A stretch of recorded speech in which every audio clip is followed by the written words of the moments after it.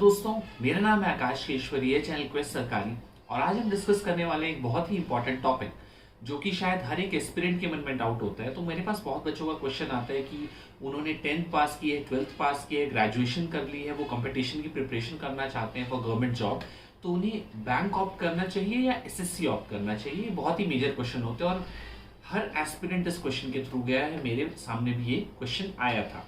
तो इस वीडियो को अगर आप एंड तक देखते हैं, डेफिनेटली आज आप एक आंसर के साथ जाओगे कि आप एसएससी करना चाहते हो या बैंक करना चाहते हो या मे भी दोनों करना चाहते हो। ठीक है, तो वीडियो को हम स्टार्ट करते हैं। तो यार सबसे पहली चीज है कि हम देख लेते हैं कि एसएससी और बैंक में क्या क्या एग्जाम्स हैं जो आप ले सकते हो।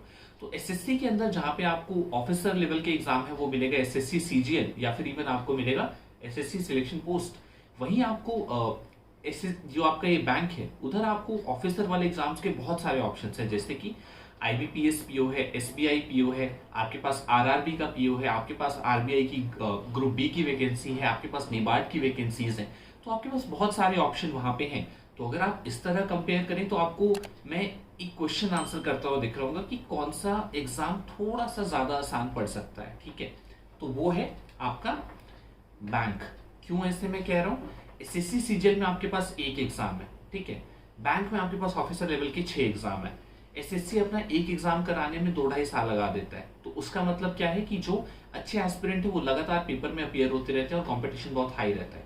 वहीं बैंक में जो प्रोसेस है वो बहुत फास्ट है, 6-6 महीने में पूरे रिजल्ट आ जाते हैं। तो जो अच्छे एस्पिरेंट है वो आगे निकलते रहते हैं और न्यू एस्पिरेंट्स अपना जॉब आगे लेने को आते रहते हैं। तो इस वजह से अगर आप मैं क्वेश्चन आंसर करूं तो कौन सा थोड़ा ज्यादा इजी पड़ता है, तो एसएससी डेफिनेटली एक एज पे है, ज्यादा कंपटीशन है, ज्यादा मारवार है। ठीक है, लेकिन आपका जो बैंक है वो इस वे में थोड़ा सा हल्का सा इजी पड़ता है। मैं ये नहीं कह रहा इजी पड़ता है, बट थोड़ा सा बेटर पड़ता है, क्योंकि आपके पास 2 साल के अंदर शायद 5-6 अपॉर्चुनिटी आ जाएंगी बैंक का ऑफिसर बनने की। बट एसएससी सीजीएल का शायद एक ही एग्जाम 2-2.5 साल में पूरा होगा और कंपटीशन बहुत जबरदस्त इस वजह से हो जाता है। ठीक है, अच्छा, इसी तरह अगर मैं आपके क्लरिकल लेवल पे आऊं तो एसएससी में आपको मिलेगा एसएससी सीएचएसएल मिलेगा। ठीक है, आपको एसएससी एमटीएस मिलेगा, आपको even not even clerical like आपको सब इंस्पेक्टर टाइप एग्जाम्स मिलेंगे, जैसे SSC CPO, SSC JE, SSC steno, आपको इस तरह के एग्जाम मिलेंगे। वहीं अगर आप बैंक में आओ तो क्लरिकल लेवल पे भी आपको बहुत एग्जाम्स मिलते हैं, जैसे कि IBPS clerk, SBI clerk, RRB का क्लर्क हो जाता है, आरबीआई में असिस्टेंट हो जाता है। ठीक है, तो बहुत सारी तरह की आपको वैकेंसीज बैंक्स में मिल जाती है। अच्छा, तो अगली जो बात है कि यार देखो इतने सारे एग्जाम्स हैं, इतनी सारी डेट्स हैं, इतनी नोटिफिकेशंस हैं, ये सब चीजों को मैनेज करना और देखना बड़ा मुश्किल रहता है। तो मैं आपको एक ऐप आज सजेस्ट करने वाला हूँ। उस ऐप का नाम है अड्डा 247।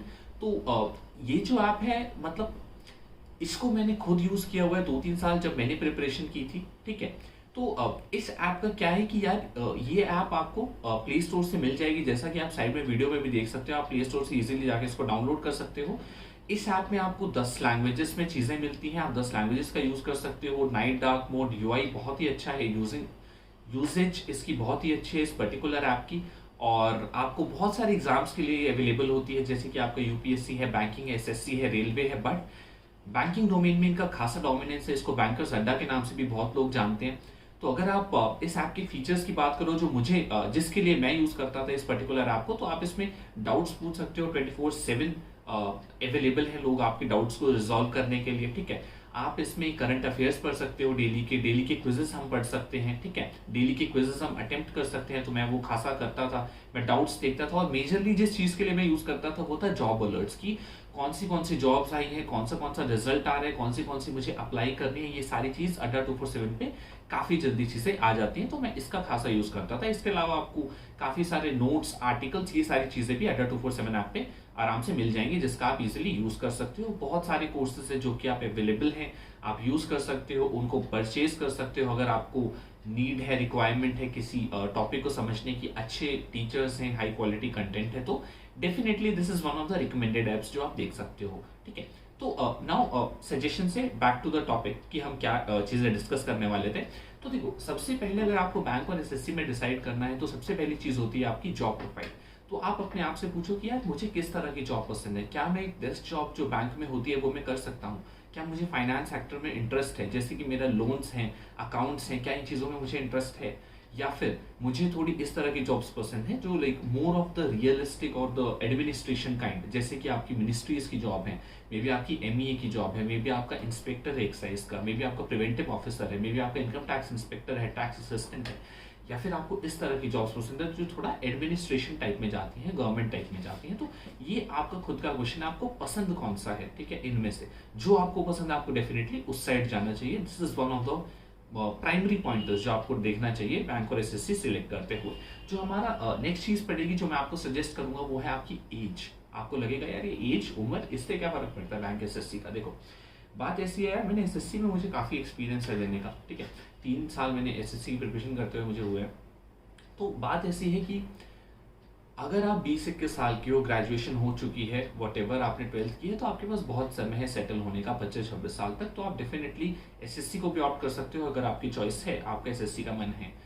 बट अगर आप 25-26 साल के और आप एसएससी करना चाहते हो तो मैं उसको मना करूंगा, क्योंकि एसएससी का कोई भी एग्जाम 2-2.5 साल से कम नहीं लेता। तो आप 2 अटेम्प्ट दोगे और आप 30 साल के हो जाओगे, तो आपके पास उसके बाद ऑप्शन ही नहीं रहेंगे।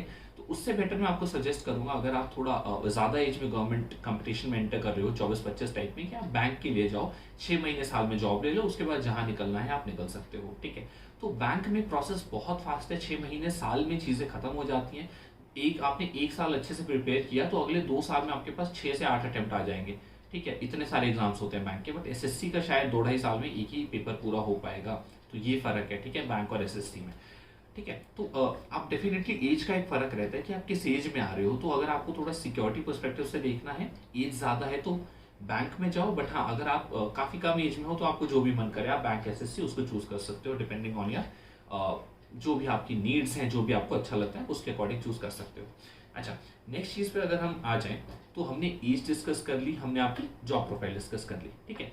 उसके बाद जो हमारी नेक्स्ट चीज आ जाती है वो है आपके फ्यूचर गोल्स, ठीक है। तो फ्यूचर गोल्स में क्या होता है कि जैसे मान लो आपका गोल है कि यार मुझे यूपीएससी करना है, तो यार बैंक में जाने का कोई तुक नहीं है, क्योंकि बैंक में ना आपको सबको पता होगा बहुत ज्यादा काम है। कहने के सरकारी है बैंक, प्राइवेट की तरह काम होता है मोस्टली बैंक्स में आजकल, 7-8 बजे तक भी काम होता है, सुबह 9-10 बजे से।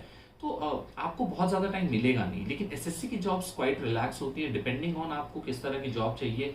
दिल्ली में जॉब ले लो और थोड़ी शांत मिनिस्ट्री में ले लो या अच्छी जगह ले लो, तो आपके पास इतना काम नहीं होता, तो आप डेफिनेटली अपने फ्यूचर गोल्स पे काम कर सकते हो। क्लास 1 की प्रिपरेशन करनी है या आपको जो भी करना है, ठीक है। तो अभी हम अपने नेक्स्ट पॉइंटर पे आ जाते हैं। हमारा नेक्स्ट पॉइंटर बनता है भाइयों ग्रोथ। तो देखो यार, हर तरह का बंदा है, आपको क्या चाहिए। अगर आपको इस तरह की कुछ आ गया कि यार नहीं, मुझे आगे बढ़ते हुए कि मुझे ग्रोथ चाहिए गवर्नमेंट सेक्टर, या मुझे क्लास 1 बनना है, मुझे जितना ऊपर हो सके उतना ऊपर जाना है, तो डेफिनेटली जो the thing for you is bank. क्योंकि बैंक में प्रमोशंस काफी फास्ट होते हैं, आपके कुछ एग्जाम्स होते हैं जिनको आप क्लियर करोगे तो आप डेफिनेटली जल्दी प्रमोशन पा सकते हो। वही एसएससी में भी ऐसे एग्जाम्स हैं, बट यार पोस्ट भी तो खाली होनी चाहिए, चीजें भी तो होनी चाहिए ना। तो इतना ज्यादा प्रमोशन के स्कोप्स एसएससी में नहीं है। ग्रोथ फैक्टर में definitely bank is a major win, ठीक है। ग्रोथ अगर आपको देखनी है तो बैंक में अच्छी ग्रोथ होती है काफी।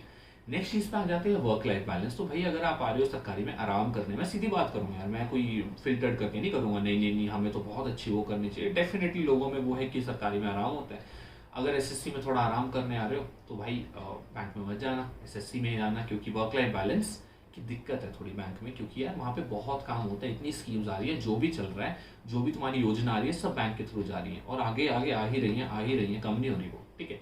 लेकिन आपका एसएससी है, वहाँ पे चीजें थोड़ी सी आसान है, ठीक है। वहाँ पे जो वर्कलोड है वो थोड़े कम है बैंक के रिस्पेक्ट में, इवन कुछ जगह तो और कम है। ऐसा नहीं मैं कह रहा कि काफी कम है, कुछ करना ही नहीं पड़ता। आजकल हर जगह काम है, हर डिपार्टमेंट में काम है काफी, बट बैंक के रिलेटिव कम वर्कलोड है, ये डेफिनेटली मैं आपको कह सकता हूँ। तो आप वर्क लाइफ बैलेंस अगर आपका प्रायोरिटी है तो आप एसएससी चूज करो, बैंक मत चूज करो। और आखिरी चीज में हम आ जाते हैं, वो क्या है, आपकी पावर और सोशल रिस्पेक्ट। तो गवर्नमेंट जॉब में डेफिनेटली एक पावर और सोशल रिस्पेक्ट है, बट अगर आप एक बैंक में देखो तो ऐसा है कि देखो रिस्पेक्ट तो है, लोगों को आपसे काम करता है, ठीक है, कि बैंक में और इन चीज़ों में, बट एक थोड़ा कमर्शियल फैक्टर आपकी बैंक के साथ अटैच्ड है कि बैंक है, लोन है, देने ही है, करना ही है। तो बहुत ज़्यादा आप कह लो कि सोशल रिस्पेक्ट और उस चीज़ों में इतना फर्क आते नहीं है एसएससी के मुकाबले, ठीक है।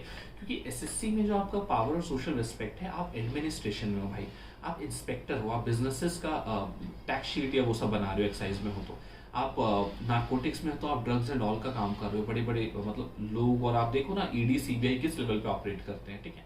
तो मतलब वो है कि आपकी जो पावर और सोशल रिस्पेक्ट है, जो आपकी रीच है, वो डेफिनेटली एसएससी की जॉब्स में बहुत ज़्यादा बेटर है, अगर आप उस चीज़ के आपका क्रेज़ है तो मतलब ये कुछ पॉइंटर्स थे जो मैं डेफिनेटली आपको कहूँगा। और तो अब मैं आपको वो रीज़न भी बता देता हूँ कि भाई एसएससी और बैंक, ये मैंने आपको अलग अलग बता दिया आपको क्या चूज़ करना है। क्या एसएससी और बैंक की तैयारी साथ में हो सकती है? देखो मैंने कुछ बच्चों के इंटरव्यूज देखे हैं जो कहते हैं कि हाँ हमने एसएससी और बैंक ये सब चीज़ें करी हैं, तो पॉसिबल है, बट मैं मानता हूँ कि थोड़ा टफ है। ठीक है, अगर आप ऐसा कर सकते हो जैसे आप एसएससी के एग्जाम्स दे रहे हो, कुछ टाइम मिल गया काफ़ी सारा 4-6 महीने का, तो मे बी आप 1-2 महीने प्रिपेयर करके बैंक का दे सकते हो। बट स्टिल मेरी एक सोच है कि आप दोनों मे बी क्लियर कर लो। बहुत कम लोग हैं जो कर पाते हैं, बट मे बी कर लो। बट मेरी यार यही थिंकिंग है कि आपको एक टाइम पे दो नामों, मतलब दो आपके जो पैर हैं वो दो नामों में नहीं होने चाहिए, एक ही नाम में होने चाहिए। ठीक है, जब आप एक्सेस करने की कोशिश करते हो तो मेरा मानना है कि आप यार अपना ऑप्टिमल दोनों चीज़ों में नहीं दे पाते, ना आप बैंक के रहोगे ना एसएससी के रहोगे। ठीक है, तो मेरा पर्सनली मानना ये है कि भाई एक ही नाम में रहना है, दो नामों में पैर नहीं डालने। ठीक है, बेस्ट देना है अपना, चाहे एसएससी हो या बैंक हो, एक बार डिसाइड करके अपना बेस्ट देना है, डेफिनेटली उसमें आपकी जॉब निकल पाएगी। मैंने भी बैंक और एसएससी में एसएससी को चूज किया था due to whatever reasons that I have told you. मैंने अपनी पर्सनल चीज़ों को तोला इन सब रीजन्स पे और मुझे लगा कि मुझे एसएससी के लिए जाना चाहिए। ठीक है, तो दोस्तों ये मैंने आपको एक आउटलाइन देने की कोशिश की है बैंक और एसएससी की। आई डेफिनेटली नो आपको बहुत हेल्प मिलेगी कि कैसे क्या क्या इतने दूर तक मैंने फ्यूचर तक का आपको बताया कि आपको कैसे सोच के करना है। आपको डेफिनेटली एक आंसर मिला होगा। वीडियो अच्छी लगी हो तो जरूर लाइक करना, शेयर करना, सब्सक्राइब करना। भाई सब्सक्राइब नहीं करते हो, व्यूज बहुत आते हैं बट सब्सक्राइब बहुत कम होता है, तो डेफिनेटली वीडियो को थोड़ा प्यार दो यार। मैं भी एफर्ट मार के कंटेंट बना रहा हूँ। तो दोस्तों यही था इस वीडियो से। I hope you enjoyed the video. Thank you.